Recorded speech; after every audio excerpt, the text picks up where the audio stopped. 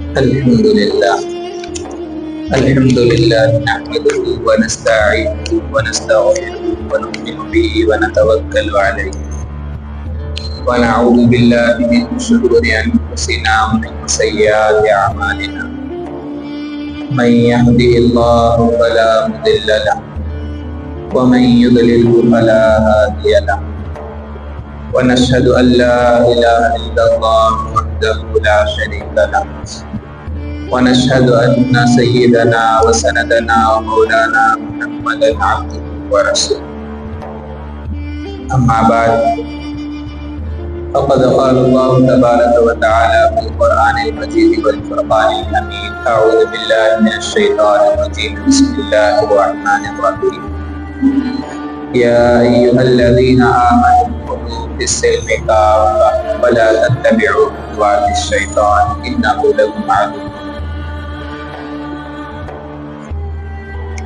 عزیز ساتھیو، اللہ رب العزت کا بڑا احسان ہے کہ اللہ تعالیٰ نے ہمیں جمعہ کا یہ دن عطا کیا. جیسا کہ آپ حضرات جانتے ہیں کہ پچھلے کئی جمعہ سے تاریخ اسلام کی بات چل رہی تھی. خلیفہ اول سیدنا ابو بکر صدیق رضی اللہ عنہ کے بارے میں بات چل رہی تھی. جب حضرت ابو بکر صدیق رضی اللہ عنہ خلیفہ بنے تو بہت سارے عرب کے اندر بہت ساری بغاوتیں شروع ہوئی. تو حضرت ابو بکر صدیق رضی اللہ عنہ نے خالد بن ولید کی کمانڈری کے اندر ان تمام بغاوتوں کو ختم کر دیا. اور اس کے بعد جنگ یمامہ ہوا. جنگ یمامہ کے اندر بھی مسلمانوں کو کامیابی حاصل ہوئی. تو اس کے اندر بہت سارے صحابہ جو حافظ قرآن تھے شہید ہوئے. تو ان کی وجہ سے قرآن کو ایک جگہ جمع کیا گیا. اس طرح جو بھی واقعات تھے وہ سب کو اس سے پہلے جمعوں کے اندر بیان کر دیا گیا.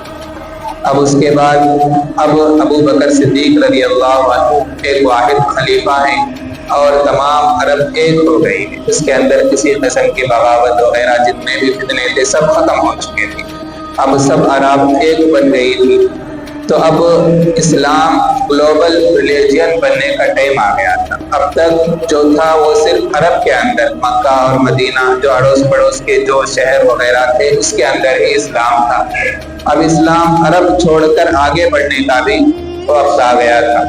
تو اس وقت اسلام آگے بڑھ رہا تھا. اللہ کے نبی صلی اللہ علیہ وسلم جب حیات تھے تو اس وقت فرمایا کرتے تھے کہ میرا اسلام رومن کو بھی پہنچے گا، فارس کو بھی پہنچے گا، دور دور تک میرا اسلام پہنچے گا. تو اس وقت کفار مکہ جو تھے اللہ کے نبی صلی اللہ علیہ وسلم کا مذاق اڑایا کرتے تھے. انہیں میں سے ایک واقعہ ہے کہ ایک مرتبہ ایک بدو اللہ کے نبی صلی اللہ علیہ وسلم کے پاس آیا اور کہنے لگا کہ اے محمد تمہاری 3 باتیں مجھے بہت عجیب معلوم ہوتی ہے، تعجب لگتا ہے ان 3 باتوں پر. تو انہوں نے کہا، اللہ کے نبی صلی اللہ علیہ وسلم نے فرمایا کہ وہ کیا ہے کہ تم کہتے ہو کہ فارس اور روم فتح ہوگی اور تم کہتے ہو کہ مرنے کے بعد زندہ کیے جائیں گے. تو یہ باتیں مجھے بہت عجیب محسوس ہوتی. تو اللہ کے نبی صلی اللہ علیہ وسلم نے فرمایا کہ تمہیں اللہ تعالیٰ زندگی عطا کرے گا اور تم اس کو دیکھو گے بھی. رومن اور فارس فتح ہوتے تم دیکھو گے بھی. اور ساتھ ساتھ کل قیامت کے دن جب اللہ تعالیٰ دوبارہ زندہ کرے گا تو میں تمہارے ہاتھ کو پکڑ کر یاد دلاؤں گا کہ میری یہ بات تم نے یہ کہا تھا کہ اللہ دوبارہ زندہ کرے گا، تو اس بات کو بھی تمہیں کل قیامت کے دن معلوم ہو جائے گا. تیسری بات تم کہتے ہو کہ میں اللہ کا نبی ہوں. یہ 3 باتیں مجھے بڑی تعجب محسوس ہوتی ہیں. تو بدو نے کہا تھا. تو اللہ کے نبی نے ان 3 باتوں کا جواب دیا اور کہا، وہ بدو کہنے لگا کہ میں تمہاری باتوں کو نہیں مانتا. تو اس کے بعد پہلی بات یہ ہے کہ اللہ کے نبی کو نہیں مانا. دوسری بات، جب حضرت عمر رضی اللہ عنہ کے زمانے میں فارس اور رومن فتح ہوئے تو اللہ کے حضرت عمر رضی اللہ عنہ ان کو یاد دلایا. اور حضرت عمر رضی اللہ عنہ جب خلیفہ بنے تو ان کو جب بھی وہ بدو آتے تھے تو ان کے پاس جا کر ان کو ایک پروٹوکول دیتے تھے، ان کو الگ طریقے سے ان کا ویلکم کرتے تھے. تو صحابہ کو تعجب ہونے لگا کہ یہ تو ایک بدو ہے، کھیڑے کا رہنے والا ہے، صحابی بھی نہیں ہے، اور مسلمان بھی نہیں ہے، تو آپ اس کو اتنا پروٹوکول کیوں دے رہے ہو، اتنی اہمیت کیوں دے رہے ہو؟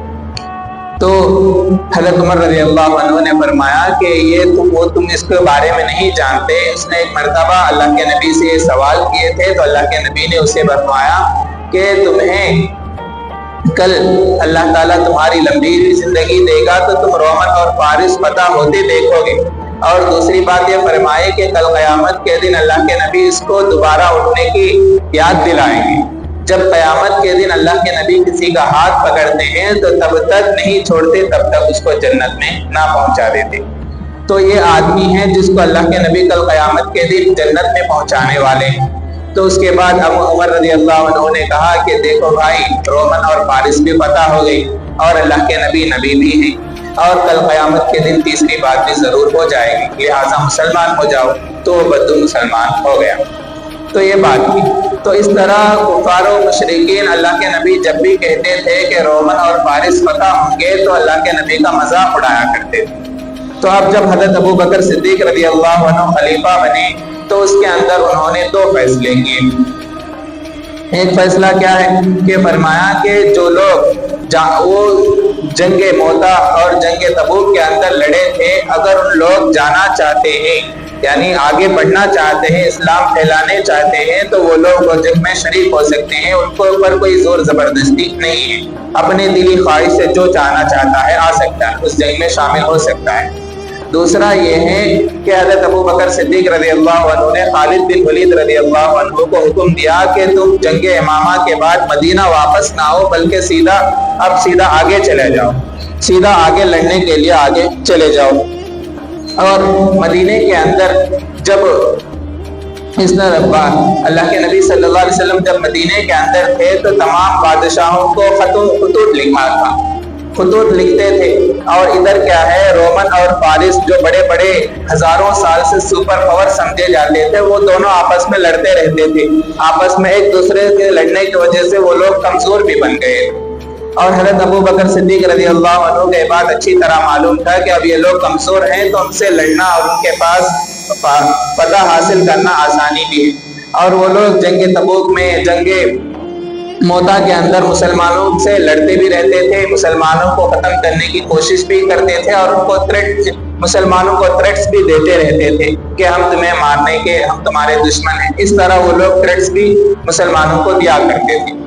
تو جب اللہ کے حضرت ابو بکر صدیق رضی اللہ عنہ خالد بن ولید کو حکم دیا کہ جب تم فارس کی طرف چلو، تو اس سے پہلے اللہ کے نبی صلی اللہ علیہ وسلم وہ کیسے کمزور ہوئی اس کے بارے میں کہ حضرت اللہ کے نبی نے جب خط بھیجا تو وہ لوگ فارس کے اور دوسرے بادشاہ، رومن کے دوسرے بہت سارے بادشاہوں کو اللہ کے نبی نے خط بھیجا۔ فارس کا جو بادشاہ تھا خسرو پرویز، اس نے کیا کیا کہ اللہ کے نبی کی خط کی توہین بھی کی، اس کو پھاڑ کر پھینک دیا تھا۔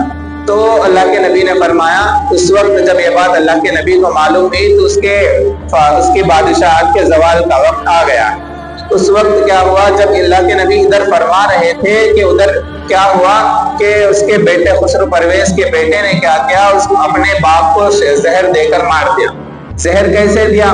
کتابوں کی سیرت کی کتابوں میں لکھا ہے کہ اس نے اس کے اندر ایک باٹل تھا، باٹل کے اوپر لکھا تھا کہ قوت باغ کی دوا ہے۔ قوت باغ بولے تو یعنی میاں بیوی کے جو ملتے ہیں تو اس کے اندر پاور کے لیے جو گولی ہوتی ہیں، ویگرا ٹیبلٹس وغیرہ، اس طرح کی وہ دوا اس زمانے میں استعمال ہوتی تھی، اسے قوت باغ کہا جاتا۔ تو اس کے اوپر اس نے وہ نام لکھ دیا۔ تو بادشاہ سمجھا چلو بھائی یہ قوت باغ کی دوا ہے، وہ کھا لیا۔ کھاتے ہی وہ بادشاہ وہیں پر مر گیا۔ اس کے بعد اس کا بیٹا بادشاہ بنا۔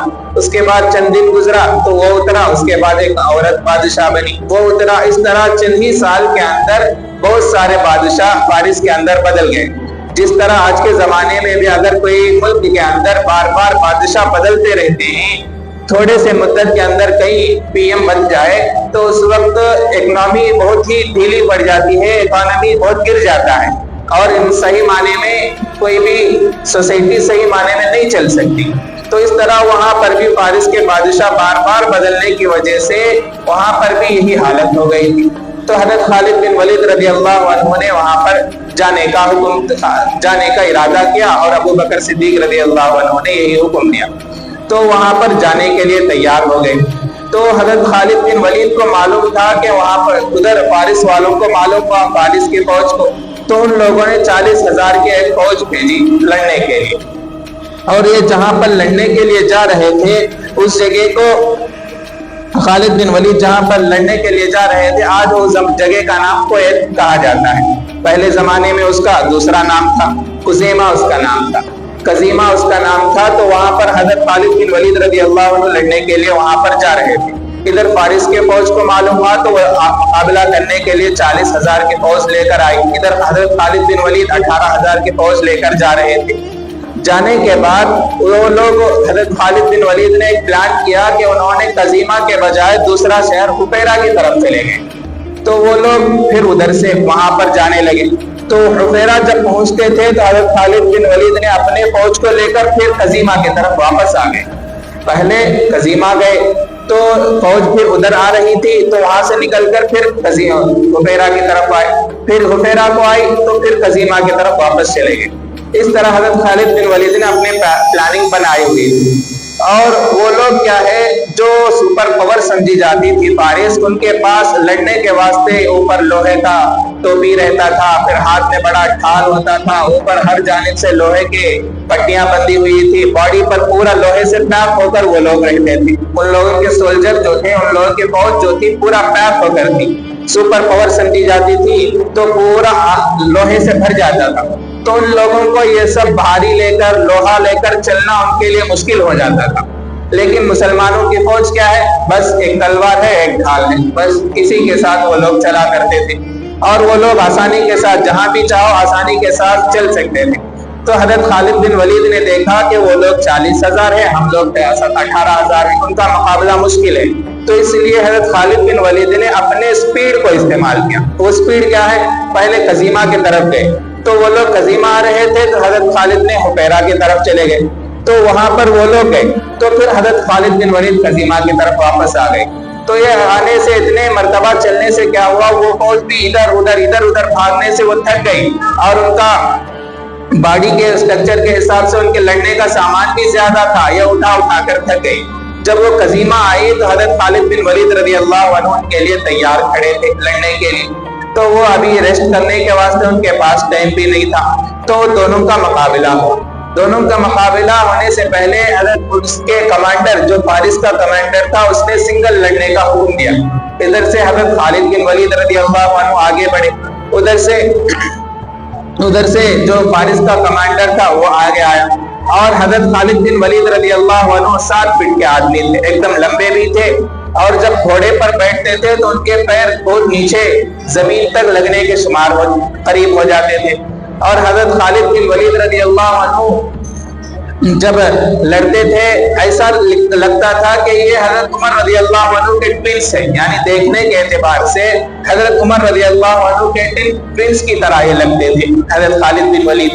تو خالد بن ولید رضی اللہ عنہ آگے گئے، اور ان کے طاقت کی وجہ سے، ان کے لڑنے کے اسٹریٹجی کی وجہ سے وہ اچھی طرح لڑ سکتے تھے، اور ان کی ہوشیاری بھی زیادہ تھی حضرت خالد بن ولید کو۔ تو اچھی طرح لڑی، فارس کے بادشاہ جو تھا، اس فارس کا جو کمانڈر تھا، اس سے لڑائی ہوئی۔ لڑائی ہونے کے بعد تو وہاں پر وہ ہار گیا۔ اتنے میں دوسرا فارس کا ایک فوجی آیا، اس کے ساتھ دو تین آئے، ان کے ساتھ حضرت خالد بن ولید رضی اللہ عنہ اور ایک صحابی مل کر، دونوں نے مل کر ان چاروں کا کام ختم کر دیا۔ وہ ہو جانے کے بعد کمانڈر کا معاملہ ختم ہوا، تو اب دونوں فوج آمنے سامنے لڑنے لگی۔ جب دونوں فوج اچھی طرح آمنے سامنے لڑ رہی تھی، تو اچھی طرح لڑتے ان کی فوج زیادہ تھی، اور ان کی فوج، صحابہ کی فوج جو تھی، مسلمانوں کی فوج 18,000 کی تھی۔ تو وہ لوگ کیا ہے، ایک تو وہ لوگ تھکے ہوئے تھے لیکن زیادہ تھے، یہ لوگ اچھے طاقت میں تھے اور سب بھی ایک دم ایکٹیو تھے، کوئی تھکاوٹ نہیں تھی، اچھی طرح لڑ رہے تھے۔ لیکن فوج کی کثرت کی وجہ سے کیا ہوا کہ مسلمان ہارنے کے قریب ہو رہے تھے۔ تو مسلمانوں، حضرت خالد بن ولید رضی اللہ عنہ نے دیکھا کہ ہارنے کے قریب ہیں، تو لہٰذا کچھ پیچھے چلو۔ تو حضرت خالد بن ولید رضی اللہ عنہ نے اپنے لشکر کو کچھ ایسا ڈیوائڈ کرتے ہوئے 3 حصوں میں الگ الگ ڈیوائڈ کیا۔ ایک پیچھے حصے تھا، وہ پیچھے آ رہا تھا، ادھر کا دائیں طرف کا جو حصہ تھا وہ بھی پیچھے، سیدھے ہاتھ طرف کا جو حصہ تھا وہ بھی پیچھے آ رہے تھے۔ جب پیچھے پیچھے آنے کے بعد ذرا دور دور سرکتے چلے گئے، یعنی پیچھے بھی آتے ہیں دور بھی ہوتے ہیں۔ تو اس سے کیا ہوا، جو فارس کی فوج تھی سامنے کا لائن جو ہے لڑتے لڑتے بہت دور تک آ گیا، پیچھے کا لائن پیچھے ہی رہ گیا تھا۔ تو حضرت خالد بن ولید نے اپنے لشکر جو پیچھے کی لائن تھی وہ لے کر سامنے آ گئے اور ان کا مقابلہ کیا۔ اس طرح وہ لوگ اسی کے اندر آ گئے اور تمام گھیرے میں آ گئے، وہیں پر وہ لوگوں کا خاتمہ ہو گیا، یعنی فارس کی فوج پہلا لائن جو تھا وہ ختم ہو گیا۔ اس کے بعد حضرت خالد بن ولید رضی اللہ عنہ نے پیچھے کی لائن نے دیکھا کہ حضرت خالد بن ولید نے تمام کو ختم کر دیا ہے، تو ان کو مارنے کے لیے ان کے پیچھے گئے اور وہ لوگ ڈر کر بھاگ گئے کہ اب تو ہماری خیر نہیں ہے۔ تو فارس کی فوج پیچھے کے پیچھے بھاگنے لگی، اتنا پیچھے، اور وہ بھاگ بھی نہیں سکتے تھے۔ کیوں؟ اس لیے کہ ان کے سامان بھی زیادہ تھا اور وہ لے کر چھوڑ کر بھی نہیں بھاگ سکتے تھے، تو وہ اٹھا کر نہیں بھاگ سکے، وہ بھی تمام کے تمام وہیں پر شہید ہو گئے، وہیں پر ختم ہو گئے۔ تو اس طرح مسلمانوں کے قبضے میں پہلے کویت ہمارے مسلمانوں کے قبضے میں آ گئی، پہلے عرب تھا، اب کویت بھی اس کے اندر داخل ہو گیا ہے اور مسلمانوں کے قبضے میں آ گیا۔ اس طرح مسلمان جب آج دیکھیں تو اتنے مسلمان، اسلام اتنی تیزی سے پھیلا ہے کہ چند مدت کے اندر حضرت ابو بکر صدیق رضی اللہ عنہ کی جو خلافت تھی وہ 2-2.5 سال ہی تھی، 2 سال سے کچھ زیادہ، 2.5 سال کچھ تھی۔ تو یہ 2.5 سال کے اندر حضرت ابو بکر صدیق رضی اللہ عنہ نے عرب کے اندر کویت کو بھی ملا دیا۔ تو اتنا تیزی کے ساتھ اسلام وہاں تک پہنچ گیا، اور وہاں پر پہنچنے کے بعد کویت کے اندر اسلامی حکومت آ گئی تھی، اور وہاں سے آگے بڑھنے کے بعد کیا ہوا، وہاں پر انہوں نے رکے، وہاں پر رکنے کے بعد ادھر سے فارس کے بادشاہ کو جب معلوم نہیں کہ اس کے فوج ہار گئی ہے اور بھاگ گئی ہے، تو بہت سارے لوگ مارے گئے ہیں، تو فارس کے بادشاہ کو اور بھی غصہ آیا۔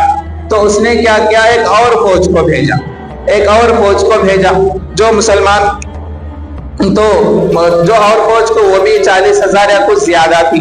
تو ایک طرف تو مسلمانوں کی کمانڈری کے اندر حضرت خالد بن ولید نے کویت کو فتح کر لیا، تو بادشاہ کو غصہ آیا تو اس نے ایک اور فوج کو بھیجا۔ تو حضرت خالد بن ولید رضی اللہ عنہ نے یہاں دیکھا، یہاں کے لوگوں کے ساتھ اچھا برتاؤ کرنے کی وجہ سے، ان کے ساتھ اچھا سلوک کرنے کی وجہ سے بہت سارے لوگ اسلام کے اندر داخل ہو گئے۔ تو حضرت خالد بن ولید نے ان کو جاسوس کے طور پر استعمال کیا۔ جو لوگ کویت میں لوگ مسلمان ہوئے، ان کے اخلاق کو دیکھ کر اسلام کے اندر داخل ہوئے، ان کو جاسوس کے طور پر، یعنی جیسے آج کے زمانے میں را ایجنٹ کرتے ہیں، تو انٹیلیجنس بیورو جو کام کرتے ہیں، اسی طرح وہ لوگ حضرت خالد بن ولید نے ان کو را ایجنٹس کے طور پر استعمال کیا، جاسوسی کے لیے ان کے لیے استعمال کیا۔ جہاں کہیں بھی لوگ کچھ کرتے تھے تو ان کو حضرت خالد بن ولید کو آ کر وہ لوگ اطلاع کر دیتے تھے۔ تو اس کے بعد حضرت جو فوج فارس کا بادشاہ بھیجا تھا وہ آ رہی تھی، تو ادھر سے حضرت خالد بن ولید رضی اللہ عنہ نے بھی اپنے لشکر کو لے کر نکلے، اور وہ وہاں پر گئے جو آج کے زمانے میں آج اس کو عراق کہا جاتا ہے۔ جو حضرت خالد بن ولید جو فوج لے کر گئے، آگے بڑھے کویت سے، وہ وہاں پر آگے بڑھے جو کویت سے باہر تھا، آج کے زمانے میں اسے عراق کہا جاتا ہے۔ جب خالد بن ولید رضی اللہ عنہ آمنے سامنے ہوئے تو وہی پرانا معاملہ، پہلے کیا کیا کہ دونوں کے کمانڈر لڑے، ادھر سے فارس کے بادشاہوں کے فارس کے فوج سے کیا ہوا، ایک کمانڈر آیا، ادھر سے خالد بن ولید رضی اللہ عنہ کے طرف سے ایک عام صحابی جا کر ان سے لڑائی ہوئی، لڑائی ہونے کے بعد اس کے بعد وہ مارا گیا، مارا جانے کے بعد پھر خالد بن ولید رضی اللہ عنہ وہی اسٹریٹجی استعمال کی جو اس سے پہلے جنگوں میں استعمال کرتے تھے۔ جو حضرت خالد بن ولید رضی اللہ عنہ جو جنگ احد کے اندر اسٹریٹجی استعمال کیے تھے، وہی یہاں پر بھی وہی پلاننگ انہوں نے استعمال کی۔ کیا کیا، پہلے لڑائی لڑ رہے تھے، لڑائی لڑنے کے بعد پھر پیچھے ہٹنے کے بعد وہ فوج کیا کری کہ مسلمان ہارتے ہوئے دیکھ کر پورے کے پورے آ گئے۔ پورے کے آنے کے بعد مسلمانوں کی فوج ایک بار پہلے جنگ میں تو الگ الگ ہو کر لڑی تھی، آج کیا کری، ایسا نہیں لڑی، بلکہ کیا ہوا کہ ایک راؤنڈ شکل میں استعمال کیا، ایک راؤنڈ کی شکل میں گھیرے کے اندر وہ لوگ آ گئے، لڑتے لڑتے مسلمان پیچھے ہٹتے ہوئے ایک راؤنڈ بن گئے۔ حضرت خالد بن ولید رضی اللہ عنہ نے پہلے سے ہی اپنے جاسوسوں کے ذریعے معلوم کر لیا تھا کہ فوج ان کی اتنی زیادہ ہے، 40,000 ہے، ان کو مارنا ہے تو کیا کرنا ہے، تو اس واسطے خالد بن ولید نے ان کی فوج جب لڑ رہی تھی، لڑتے لڑتے پیچھے آتے ہوئے ایک راؤنڈ کی شکل انہوں نے بنا لی. تو ادھر سے خالد بن ولید نے ایک 4000 کے فوج پیچھے یعنی فارس کے فوج کے پیچھے جمع کر رکھا تھا. تو وہ فوج ادھر سے لڑتے ہوئے آئی، ادھر سے یہ فوج راؤنڈ بنا لیا. اس طرح وہ لوگ گھیرے میں آ گئے. تو اس جنگ کے اندر 40 کے 40,000 بھی فارس کے لوگ مارے گئے. فوج کی فوج تمام اس طرح وہ وہاں پر ختم ہو گئی. تو ادھر سے اب اسلام عراق کے اندر وہاں پر بھی پھیل گیا تھا. اب عراق کے اندر پھیلنے کے بعد یہاں پر بار بار مدینے سے کانٹیکٹ کرنا، کمیونیکیٹ کرنا مسلمانوں کے لیے مشکل ہو گیا تھا. تو خالد بن ولید رضی اللہ عنہ نے اسی کو اپنا ہیڈ کوارٹر بنا لیا. عراق کو اپنا ہیڈ کوارٹر بنا کر وہاں پر بہت سارے عدل کے کورٹ وغیرہ کھولے اور بہت سارے بڑے بڑے صحابہ کو وہاں پر جج بنایا اور بہت سارے شفا خانے کھولے. بہت سارے عدل و انصاف بہت زیادہ وہاں پر قائم کیا. اور وہاں پر جو غیر مسلم تھے ان پر ٹیکس بھی لینا شروع کیے، کیونکہ اور وہ ٹیکس بھی اتنا زیادہ نہیں تھا. جو فارس کے بادشاہ تھے وہ بہت زیادہ لیتے تھے، لیکن وہاں جب خالد بن ولید رضی اللہ عنہ مسلمان کے وہ حکومت مسلمانوں کے اندر آ گئی تو ان پر ٹیکس بھی بہت کم لینے لگے. تو وہ لوگ بہت خوش ہو گئے اور وہ لوگ ڈر رہے تھے. کیوں ڈر رہے تھے؟ اس لیے ڈر رہے تھے کہ جب بھی کوئی بادشاہ کسی ملک پر حملہ کرتا ہے تو وہاں پر ریپ ہوتا ہے، لوٹ مار ہوتی ہے اور لوگوں کی عزتیں لوٹی جاتی ہے، گھروں کو بے گھر کیا جاتا ہے. اس طرح کے حالات ہوتے تھے. لیکن خالد بن ولید رضی اللہ عنہ نے اس میں سے کوسا بھی کام نہیں کیا ہے. اور دوسرا کیا ہے، وہ لوگ ٹیکس زیادہ لیتے تھے فارس کے لوگ، فارس کا بادشاہ، لیکن یہاں مسلمان بہت کم ٹیکس لینے لگے. تیسرا کام کیا ہے، وہاں پر کورٹ کا نظام چلایا ہے. وہاں پر بڑے بڑے صحابہ کو رکھ کر انصاف کا معاملہ کیا ہے اور بہت سارے شفا خانے کھولے ہیں، بہت سارے ہسپتال کھولے ہیں. اس طرح مسلمانوں کی حالات وہاں پر رکھے تھے. ہیڈ کوارٹر اس کو بنا لیا تھا. تو اس طرح اور مسلمانوں کے اخلاق کو دیکھ کر، مسلمانوں کے انصاف کو دیکھ کر، مسلمانوں کے عدل و اچھے حالات کو دیکھ کر بہت سارے لوگ اسلام کے اندر بھی آنا شروع ہو گئے تھے. اس طرح مسلمانوں کے اندر اسلام عراق کے اندر بھی، مسلمانوں کے اندر بھی اسلام پھیلتا ہوا چلا گیا. جب بادشاہ کو معلوم ہوا، فارس کے بادشاہ کو، کہ یہ فوج بھی ماری گئی ہے تو اس کو بہت زیادہ غصہ آ گیا. تو اس نے کیا کیا، نارتھ سے ایک فوج کو لیا اور مشرق سے ایک فوج کو لیا، ایسٹ سے ایک فوج کو لیا. دو فوجوں کو کہا کہ ایک ہی مرتبہ جا کر عراق پر حملہ کر دو، مسلمانوں کے ملک پر حملہ کر دو. دو فوج آ رہے تھے، لیکن یہ فوج کیا ہے، ایک ادھر سائڈ ہو گیا، ایک ادھر سائڈ ہو گیا. دونوں آ کر ایک جگہ جمع ہونا، اس کے بعد آ کر مسلمانوں سے لڑنا، یہ ان کا پلاننگ تھا. لیکن یہاں پر حضرت خالد بن ولید رضی اللہ عنہ کے را ایجنٹس جو تھے، یہ تمام باتیں حضرت خالد بن ولید رضی اللہ عنہ کو پہلے ہی بتا رکھی تھی. تو حضرت خالد بن ولید رضی اللہ عنہ کا یہ بات جب معلوم ہوئی تو حضرت خالد بن ولید نے سوچا کہ اگر وہ دو فوج ایک جگہ جمع ہو جاتی تو اس کے ساتھ لڑنا مشکل ہو جاتا. تو حضرت خالد بن ولید رضی اللہ عنہ نے اپنی پلاننگ انہوں نے بنائی تھی. کیا بنائی کہ وہ لوگ جو راستے سے آتے تھے وہ راستہ تھا ایک دم ہریالی، گرین تھا، یعنی جھاڑ وغیرہ، درخت وغیرہ، پودے وغیرہ، یہ سب ہریالی زیادہ تھی. لیکن یہ لوگ ریگستان کے عادی نہیں تھے. لیکن مسلمان کیا ہے، ریگستان کے اچھی طرح عادی تھے. تو حضرت خالد بن ولید نے یہاں پر بھی وہی اسپیڈ استعمال کر کے ایک فوج کے پاس پہلے پہنچ گئے. آج جسے وہاں پر پہلے پہنچ گئے، وہاں پر پہلے پہنچنے کے بعد ان سے مقابلہ ہونے لگا. وہ لوگ لڑنے کے لیے وہاں پر بھی حضرت خالد بن ولید پہلے کمانڈر کے ساتھ آفر کیا تھا، اس کے ساتھ مقابلہ ہوا اور وہ مارا گیا. مارا جانے کے بعد اس کے بعد حضرت خالد وہ لڑنے کے لیے تیار نہیں تھے. کیوں؟ اس لیے کہ دوسرے فوج کا وہ انتظار کر رہے تھے کہ وہ فوج آئے، لڑائی لڑے، اس کے بعد ہم آگے بڑھیں. لیکن حضرت خالد بن ولید رضی اللہ عنہ لڑنے کے لیے تیار تھے. کیوں؟ وہ فوج اگر مل جاتی ہے تو مسلمانوں کا ہار جانا ضروری ہو جاتا تھا، مسلمانوں کا ہارنا پکا ہو جاتا تھا. تو حضرت خالد بن ولید رضی اللہ عنہ آگے بڑھ کر لڑنے کی کوشش کر رہے تھے، آگے بڑھ کر لڑ رہے تھے اور اس طرح لڑ رہے تھے کہ آگے بڑھ کر لڑنے لگے تو یہ لوگ ابھی مسلمان جو ہے ریگستان سے آنے کی وجہ سے تھکے ہوئے تھے، ریگستان سے بھاگ کر آئے اور وہ لوگ لڑنے کے لیے تیار بھی نہیں. تو پھر بھی ٹائم ویسٹ کر رہے تھے، ٹائم زیادہ ویسٹ کر رہے تھے. تو وہ لوگ کیا کیے کہ حضرت خالد پہلے لڑائی ہو رہی تھی، پہلے لائن سے لڑائی ہوتی ہے، یعنی مسلمان جب بھی جنگ ہوتی ہے تو اس کے اندر لائنز ہوتے ہیں. پہلا لائن تیروں کا ہوتا ہے، اس کے بعد تلوار والے ہوتے ہیں، اس کے بعد گھوڑ سوار، اس طرح لائن کے ساتھ وہ لوگ کھڑے ہوتے ہیں۔ تو جو لوگ لڑ رہے تھے، خالد بن ولید کی فوج سامنے لائن سے لڑ رہی تھی، تو ان لوگوں نے، بادشاہ نے کیا کیا، جو کمانڈر تھا اس نے کیا کیا کہ اپنے فوج کو بدل لیا۔ تو فوج کو بدلتے ہی کیا ہوا، یعنی سامنے والے پیچھے چلے گئے، پیچھے والے سامنے آ گئے۔ تو اس سے کیا ہوا کہ وہ تازہ فوج جو اب تک خالی کھڑی تھی، طاقت اچھی طرح لڑنے کی ان کے پاس موجود تھی، وہ اچھی طرح لڑ رہی تھی، لیکن خالد بن ولید رضی اللہ عنہ کی فوج ایک ہی تھی، ان سے بھی لڑنا ہے، ان سے بھی لڑنا ہے۔ تو یہاں اس طرح مسلمانوں پر بہت بھاری پڑ رہا تھا، اور اس میں بہت سارے مسلمان بھی شہید ہو رہے تھے۔ اس طرح بہت ساری اور بھی بہت ساری باتیں اس جنگ کے اندر جو حضرت خالد بن ولید رضی اللہ عنہ نے استعمال کیے۔ اللہ تعالیٰ کہنے سننے سے زیادہ عمل کرنے کی توفیق عطا فرمائے۔ وما علیہ الا البلاغ۔